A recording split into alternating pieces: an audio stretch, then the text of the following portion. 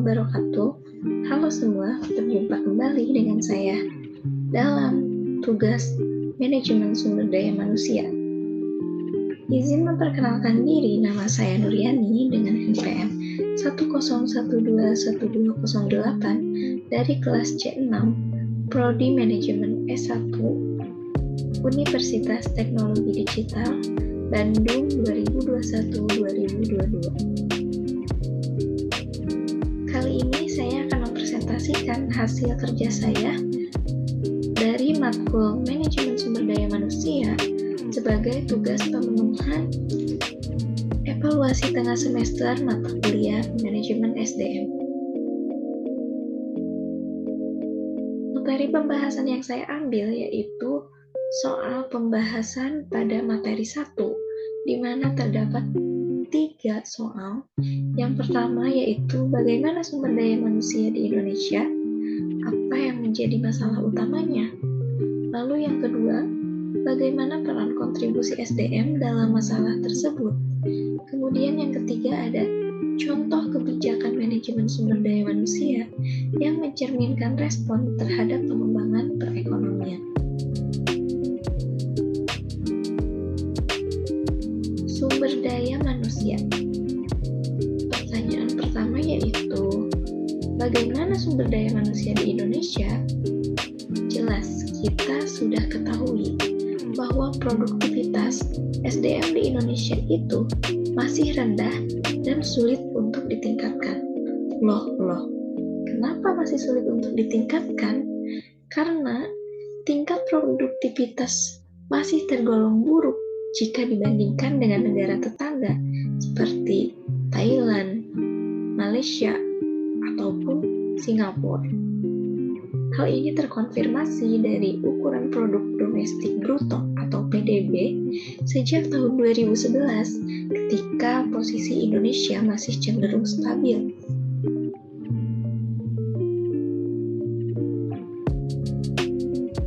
Lalu, hal apa yang menyebabkan produktivitas sumber daya manusia di Indonesia itu masih buruk? Salah satu hal yang menjadi penyebabnya adalah tidak didukung oleh keterampilan yang tepat dalam mengatasi tantangan industrialisasi, terutama teknologi dan digitalisasi, di mana bahwa perkembangan zaman atau industri saat ini pesat dengan menggunakan banyak teknologi. Dan lagi-lagi kurangnya keterampilan sumber daya manusia dan rendahnya pencapaian pendidikan masih menjadi masalah terkait sumber daya manusia di Indonesia saat ini.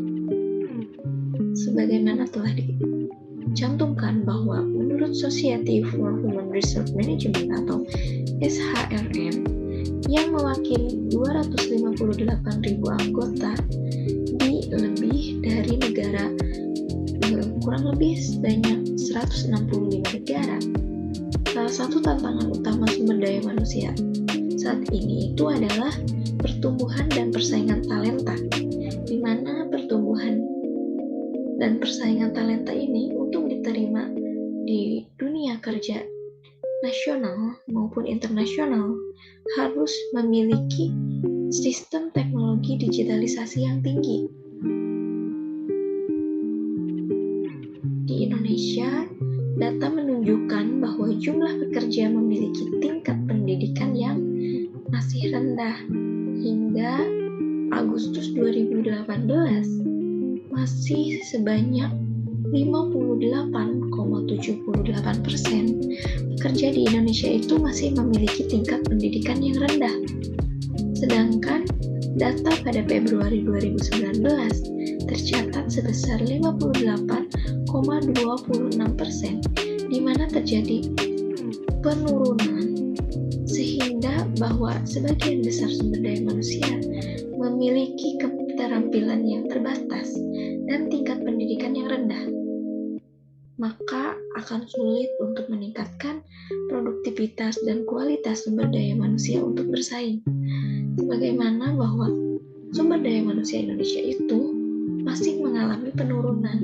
Hal ini mungkin karena disebabkan juga oleh perekonomiannya dan tingkat minat pendidikan oleh masyarakat tersebut.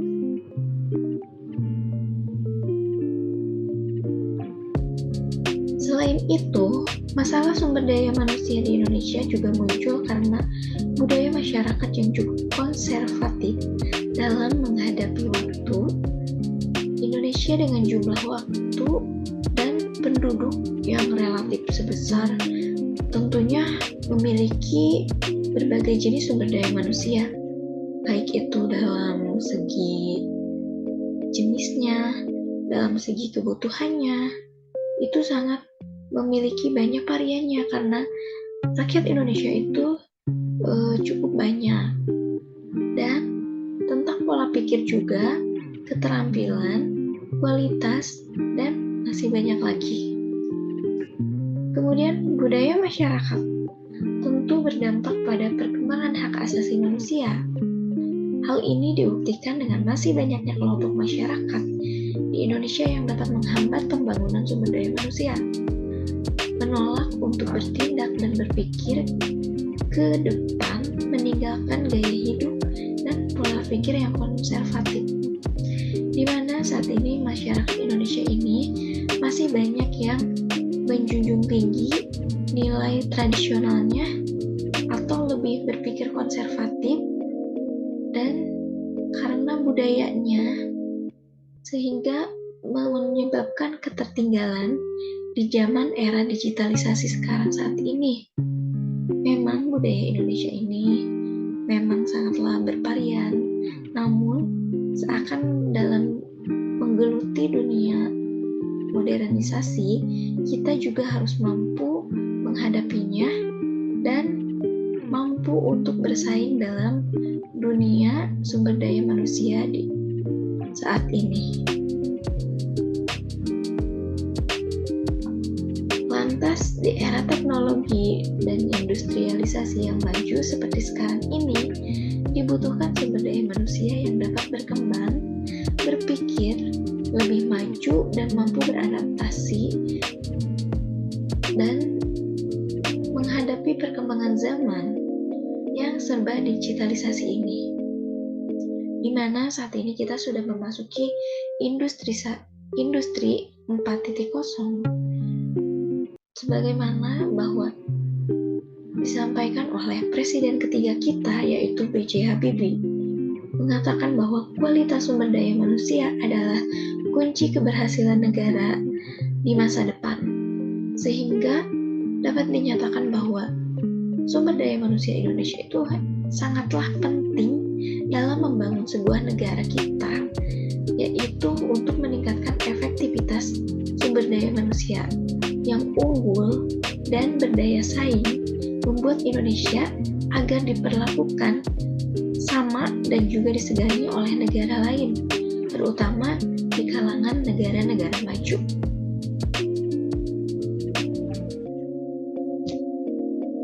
Nah, untuk pertanyaan kedua, bagaimana peran dan kontribusi manajemen sumber daya manusia dalam masalah kualitas sumber daya manusia dan tenaga kerja? Ada 4 peran yang dilakukan oleh MSDM, yaitu satu sebagai untuk penekanan perusahaan yang harus mengatasi masalah tenaga kerja serta kepemimpinan dalam waktu yang relatif dan terkendali dan berkala agar bisa diselesaikan dengan jelas. Di sini dijelaskan bahwa MSDM itu memiliki peran untuk menekankan perusahaan agar mampu mengatasi masalah yang terjadi dalam perusahaan tersebut dalam waktu yang relatif dan berkala agar bisa diselesaikan dengan jelas. Kemudian yang kedua, ada perusahaan harus menekankan keterampilan serta keahlian pegawai dan para pemimpin perusahaan untuk menghasilkan tenaga kerja serta MSDM yang relatif bagus. Di sini dijelaskan bahwa perusahaan juga harus mampu membangun keterampilan serta keahlian pegawai dan para pemimpin perusahaan untuk menghasilkan tenaga kerja yang relatif bagus itu, di mana perusahaan harus bisa mengadakan atau menarik keterampilan dari para pegawai di perusahaan tersebut. Yang ketiga yaitu pemerintah serta pihak swasta harus memberikan berbagai bantuan pelatihan agar menghasilkan tenaga kerja SDM yang berkualitas.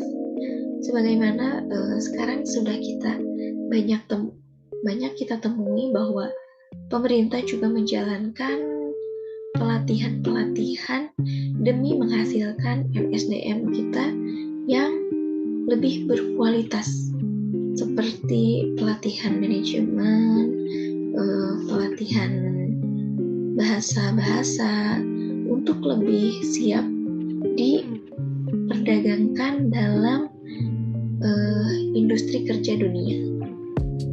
Lalu pemerintah juga ataupun perusahaan harus menekankan berbagai fasilitas yang bagus untuk meningkatkan keterampilan karyawan. Di sini sangat dibutuhkan fasilitas-fasilitas yang dapat memenuhi kebutuhan keterampilan karyawan untuk lebih meningkatkan efektivitas dan efisiensi kerjanya. Lalu, apa fungsi dan tujuan manajemen SDM? Yang pertama yaitu membuat kebijakan dan pertimbangan. Dalam sebuah perusahaan, seorang HRM atau kepala divisi sumber daya manusia itu bertugas untuk membuat kebijakan dan pertimbangan dalam memberikan keputusannya agar bisa memberikan kebijakan dan pertimbangan yang tepat dalam perusahaan. Yang kedua ada membantu perusahaan mencapai tujuan. Di sini sumber daya memiliki tugas untuk mencapai tujuan dari perusahaan tersebut, sehingga diperlukan strategi dan juga pelatihan SDM untuk lebih mampu dalam meningkatkan efektivitasnya tadi. Lalu yang ketiga yaitu adalah memberikan dukungan dan menyelesaikan masalah. Di sini HRM juga memiliki tugas untuk memberikan dukungan kepada para karyawan atau bawahannya agar mampu menyelesaikan masalah yang terjadi dalam perusahaan, baik itu secara intern maupun ekstern, di mana bahwa seorang manajemen itu harus mampu mengendalikan dan bekerja sama dengan karyawan di sekitar perusahaannya tersebut. Dan yang keempat yaitu media komunikasi terbaik, di mana bahwa seorang manajemen itu harus mampu menjalin komunikasi yang baik antara karyawan maupun dengan bawahan ataupun atasannya. Lalu, apa contoh kebijakan manajemen sumber daya manusia yang mencerminkan respon terhadap perkembangan? Yang pertama yaitu ada dengan meningkatkan iklim. Karena satu, dengan meningkatnya iklim investasi serta iklim usaha yang mengedepankan kepastian hukum, penyederhanaan perizinan investasi, insentif, serta fasilitas investasi merupakan salah satu contoh kebijakan dalam mencerminkan respon terhadap perkembangan di dunia perusahaan. Kemudian yang kedua, ada peningkatan investasi dan inklusif. Ini harus pengutamaan peningkatan investasi. Dan yang ketiga ada memperluas lapangan kerja dengan cara memperkuat daya saing tenaga kerja yang berkualitas. Salah satunya yaitu hal yang paling penting dengan memperluas lapangan pekerjaan, di mana saat ini banyak sekali sumber daya manusia Indonesia yang terbengkalai, tidak memiliki pekerjaan karena sulitnya mendapatkan lapangan pekerjaan, sehingga sangat dibutuhkan atau sangat ditekankan bahwa memperluas lapangan pekerjaan di Indonesia itu sangatlah penting. Dan yang keempat yaitu ada mengembangkan ekonomi kreatif dan inovatif.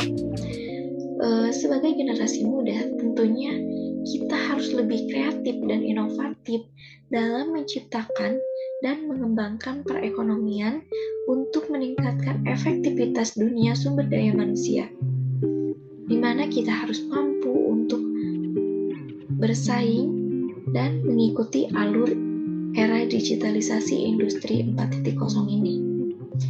Kemudian yang kelima yaitu mendorong kerjasama ekonomi internasional yang lebih selektif dengan cara mengutamakan kepentingan. Nah, di sini negara memiliki tanggung jawab untuk meningkatkan kerjasamanya secara internasional agar mampu menampung banyak sumber daya manusia di Indonesia ini, sehingga lebih dilakukan dengan cara yang selektif dan mengutamakan kepentingan nasional. Tidak hanya kepentingan internasional, tapi Indonesia juga harus lebih mementingkan kepentingan nasional, bahwa negara kita harus mampu untuk mengurangi pengangguran yang ada saat ini. Mungkin itu yang dapat saya sampaikan. Semoga dengan presentasi ini dapat memberikan manfaat bagi kita semua. Mohon maaf apabila ada kesalahan dalam penuturan penjelasan, perkataan, ataupun perbuatan. Mohon dimaklumi. Sekian presentasi dari saya. Wassalamualaikum warahmatullahi wabarakatuh.